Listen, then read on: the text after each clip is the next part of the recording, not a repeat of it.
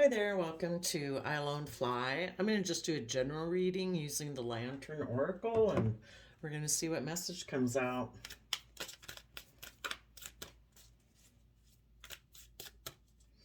Just a general message for all of us. Oh, okay.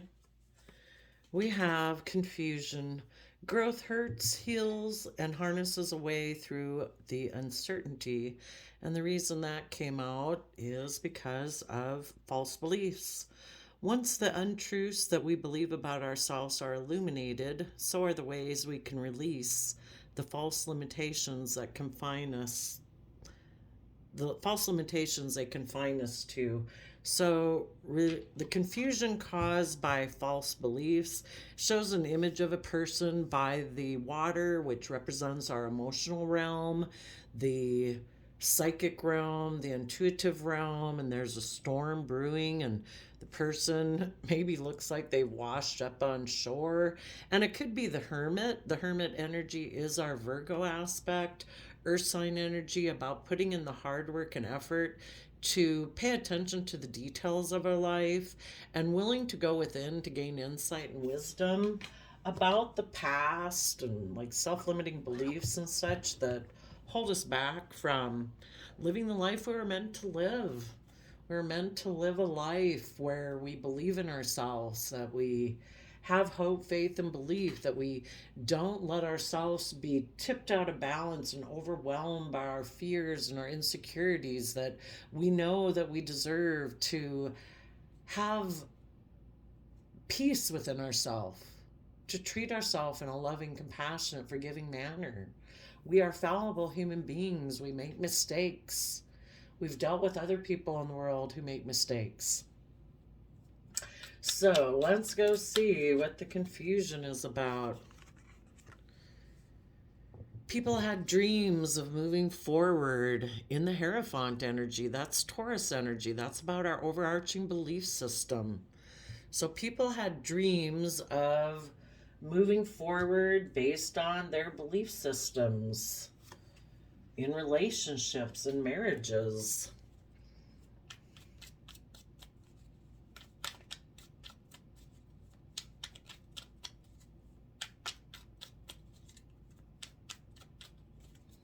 Okay, I guess let's stop and let's go see what were the dreams people had.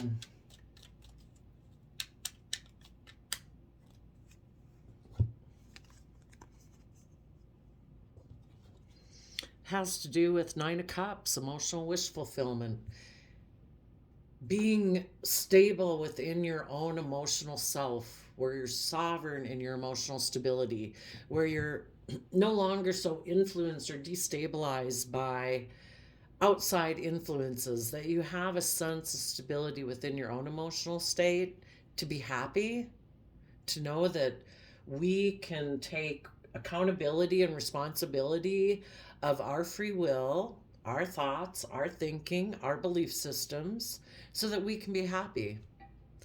And we dreamed of giving a lot of thought in the Nine of Swords. That's kind of finishing out a cycle of thought. And if we give it that last bit of effort, we'll have the Ten of Swords. And then we'll have the breakthrough. We'll have that clarity of insight, that new way of perceiving ourselves and the world around us, and have new ideas. And then we can take creative, inspired action as a Page of Wands, where we have that inner, youthful, hopeful, believing nature about us, to our mind communicating to our heart, basically, as the King of Cups. That's Cancer, water sign energy of loving home and family. And loving home and family starts within ourselves, in our own mind. We had a dream of our mind communicating to our heart, saying, I want to take action in the world, listening to my heart and intuition. Oops, because I want emotional wish fulfillment. I want happiness. That sounds reasonable, that we all had a dream of doing that. But we can't look to the past and expect that I want everything to be like the past, the way I knew it. You know, we have to be willing to move forward in our life, which is the Six of Swords. So tell us, maybe we're going to have to find out the energy between these two energies. Tell us about the Six of Swords. The Six of Swords is getting over our mental conflict, getting over an energy of feeling that I have to win at all costs. We don't have to win at all costs. We just have to win the battle within our own mind. Do I deserve it or don't I deserve it? We're not competing against anyone. We're competing against our own fears, our pride, our ego, our self-limiting beliefs.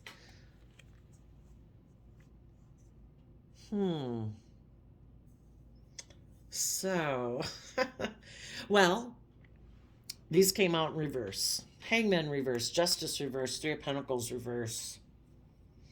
You know, the universe makes us stuck when we need to see things from a new perspective, from other people's perspective, perceive ourselves in the world differently than we've been perceiving it. That's self-limiting beliefs. So in the Hangman reverse, we've come out of being stuck. So people had a dream of moving forward, seeing a truth about mental conflict, about wanting to win at all costs. They've become enlightened. And there's been an injustice, and, you know, we would move forward in our life when we realize the injustice we've been in. Our fear, our insecurity, our self-limiting beliefs. And we would let go of that old foundation. The Three of Pentacles is kind of like a core foundation that we operate from. And we are talking about our overarching belief systems. So, you know, that we would be able to move forward. We'd be able to expand our belief system about ourselves and what we believe is possible. So people dream of moving forward, of becoming enlightened, to let go of the injustice of the foundation we had operated from before. And the reason is Page of Cups in reverse. Maybe where we were at, we weren't offering that inner youthful nature believing energy of love. We were still focused on the past. We weren't willing to accept that everyone that we were dealing with in the past is a fallible human being and has their own issues and their own struggle, or to ourselves. You know, we need to be able to offer that to the past so that just let it be. You know, it's all about growth and learning. So maybe part of it too would be that once we have offered that to the past, we can be done. It's over. Now, instead of facing the past and still trying to offer our love to the past, to like heal the past, sometimes we can't heal the past. We give it to the universe and the divine and we say, can you take care of that for me, please? I want to focus on the future. And if in the past we were unwilling to offer love, that's what we want to become enlightened about. What comes next?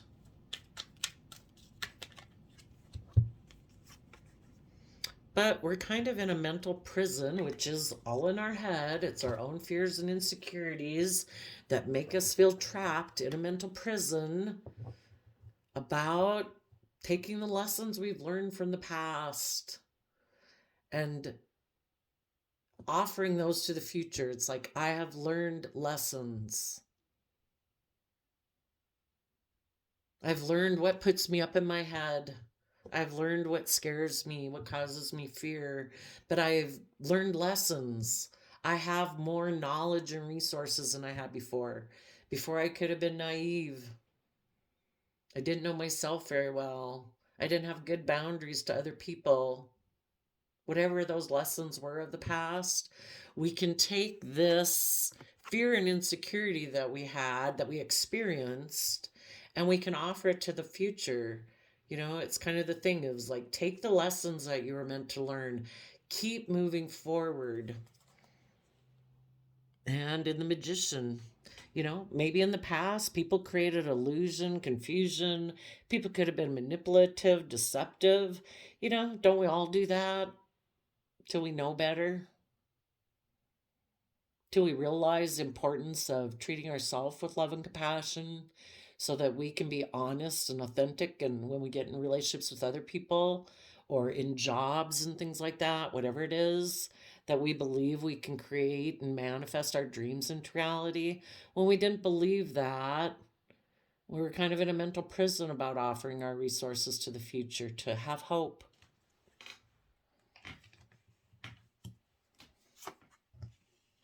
So then what? They dreamed, we go from 6 swords to 8 swords, so that's 2 of swords at play. We dreamed of moving forward and listening to our intuition. The 2 of swords can be, you can either be stuck and not willing to see the truth, but people dreamed of seeing the truth. And when they see the truth, they listen to their intuition. They've balanced out both sides of themselves. It's no longer I'm just this or I'm just that. It's like I have this dualistic nature. Yes, I have fear, I have insecurities, I have pride and ego and selfishness, but I offset it with tempering myself. I offer myself love and compassion. I'm a human being who has to deal with this dualistic nature within myself, and I have compassion, and I believe it serves a purpose. When we're compassionate with ourselves and we recognize and acknowledge our own fears and insecurities, we can be compassionate to other people who are still in their fears and insecurities. And it's also realizing that, there's more to this world than just presentation, that there's a bigger picture, the invisible realm, our emotions, our thoughts, our inspiration. And we listen to that, like listening to the universe, our higher self, the divine, to guide us forward, to stay balanced in the middle. Try to find balance between these 2 sides of ourself and the relationships that we deal with, and move forward, believing we can manifest our dreams into reality. And then what?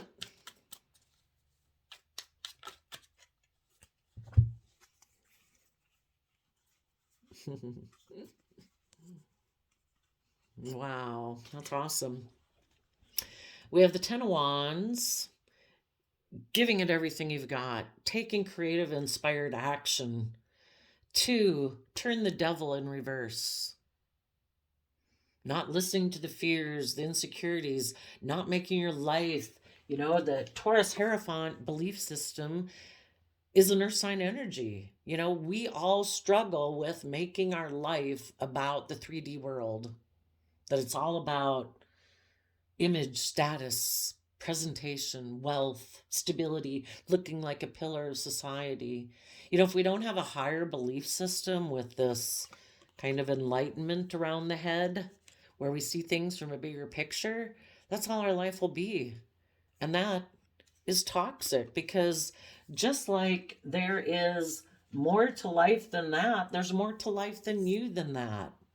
You also have an invisible realm of emotions, feelings, intelligence, creativity, things nobody can see when you present yourself just as a Taurus Hierophant in the world.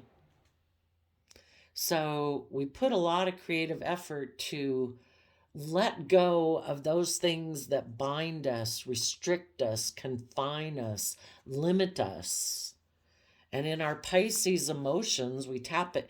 Capricorn is earth sign energy. It's about the 3D world.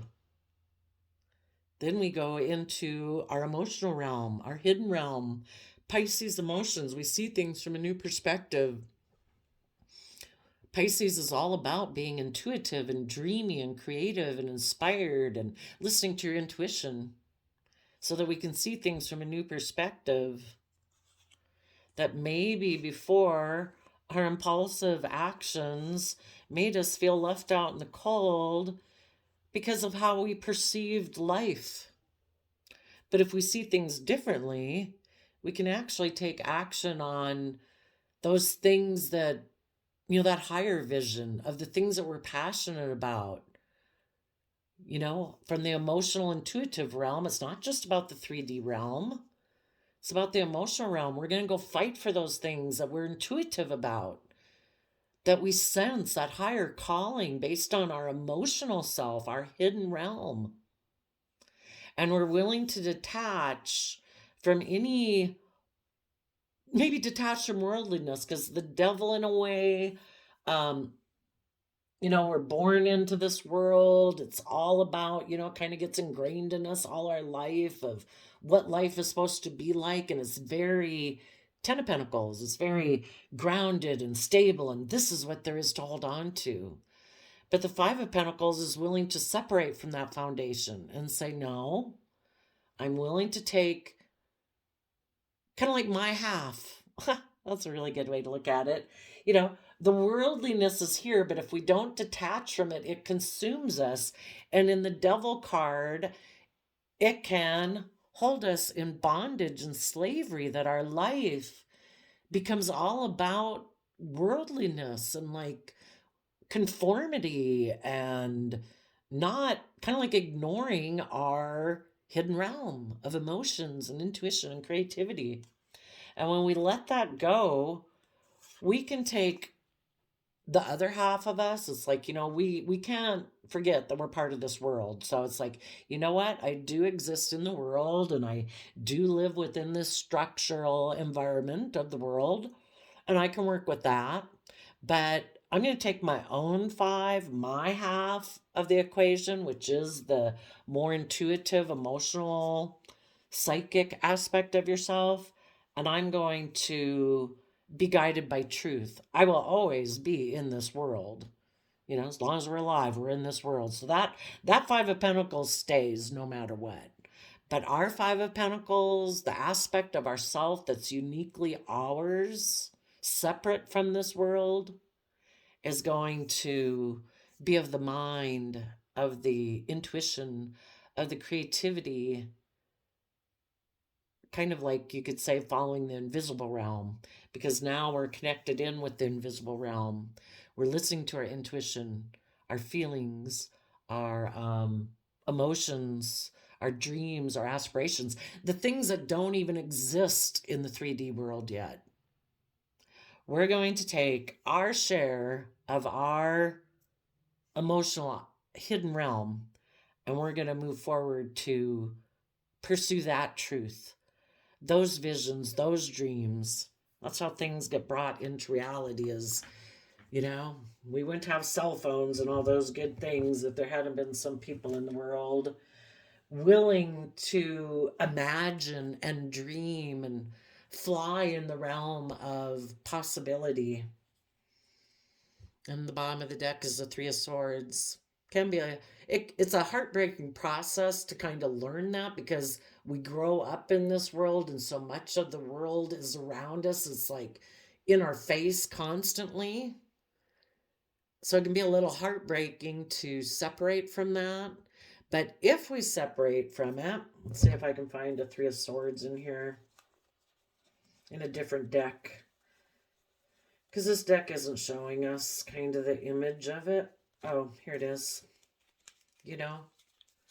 We become balanced between our mind and our heart. We grow up in this world, and in a way, I don't know if you want to look at it as being more of the mind, more of the heart, whatever it is, but it's finding balance between the two. When we accept that we live within this worldly environment, there's that Bible verse, don't be conformed to the something like, don't be conformed to this world and be transformed by the renewing of your mind. We are always going to exist in this world and have to deal with this reality of life being what it is. But we have so much more potential than what the world tries to tell us our life is meant to be. And when we do that, we can become balanced between our heart and our mind. So I think we will end it there, but there you go. I wish you all peace, love, and joy, and we'll see you next time. Bye-bye.